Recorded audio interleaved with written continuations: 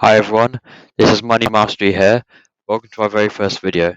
Today I'll be showing you how you can use ISAs to your advantage to make the most out of your money and savings. So stay tuned for the end of the video where I reveal my secret as to how I saved 29k in my first ISAs this year. If you like the work that I've done, I would appreciate a like and please hit the subscribe button. ISA stands for Individual Savings Account. The purpose of an ISA is to encourage UK citizens to plan for their financial future by saving and investing in a tax efficient manner, allowing them to keep a larger portion of any income they may make. In order to replace its predecessors, the personal equity plans and the tax exempt savings accounts, ISAs were originally introduced in 1999 in both cash and stocks and shares formats. ISAs now come in a variety of forms to accommodate various user needs.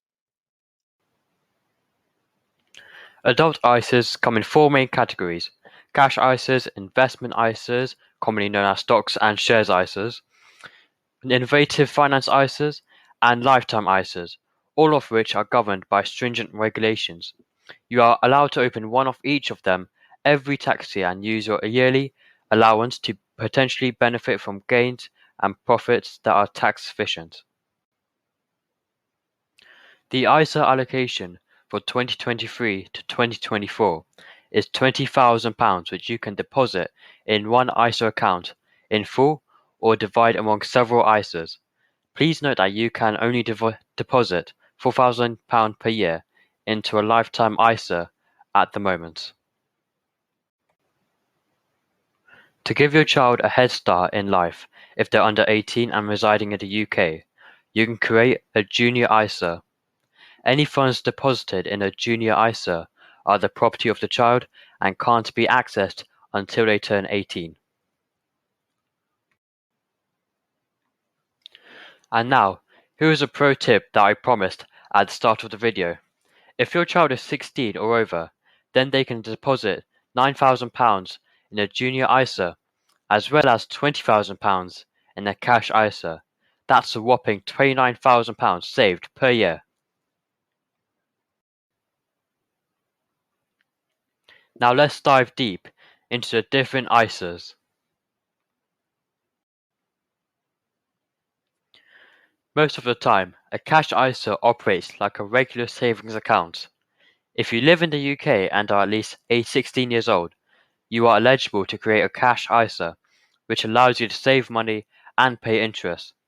With a bank or building society savings account, you must pay income tax on earnings over £1,000.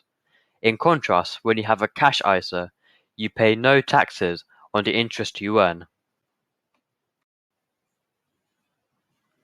Paying into a cash ISA may be viewed by some as a safer option because your savings are not exposed to market fluctuations like they are with investing. However, it's crucial to keep in mind that the value of your assets could decrease if the rate of inflation exceeds the interest rate your cash ISA produces. Money is invested in securities like stocks, bonds, real estate, and commodities with a stocks and shares ISA, also known as an investment ISA, and you are exempt from paying taxes on capital gains and income. Simply put, anything you make from your investment, after charges and fees are deducted, is yours to keep. If you live in the UK and are at least 18 years old, you may contribute to a stocks and shares ISA. However, carefully review the various stocks and shares ISA guidelines before making a decision.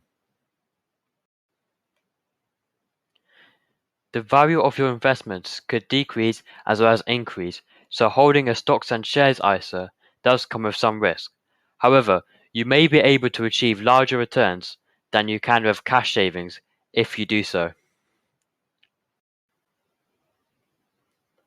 To determine whether you can give your money more time to benefit from compounding, you might want to think about investing for the long term. When you reinvest the earnings from your investments, a process known as compounding, they can then generate their own profits and may accumulate over time. According to historical data, as of 2022, there was an 89% chance that anyone who invested in the FTSE 100 index over any 10-year period since 1984 would see a profit. An innovative finance ISA creates an online peer-to-peer lending network where you can lend money to qualified individuals and businesses. In exchange for a defined amount of interest over a predetermined time period, you pay no tax on the interest you earn. Lenders and borrowers have more direct contact without a bank serving as the middleman, which can lead to more potential for all parties but also greater dangers because borrowers may fail to repay you. And in such situations, you'd be unable to make a claim for compensation because your money isn't protected by the Financial Services Compensation Scheme. So, something to consider before opting for an innovative finance ISA would be gauging your risk appetite.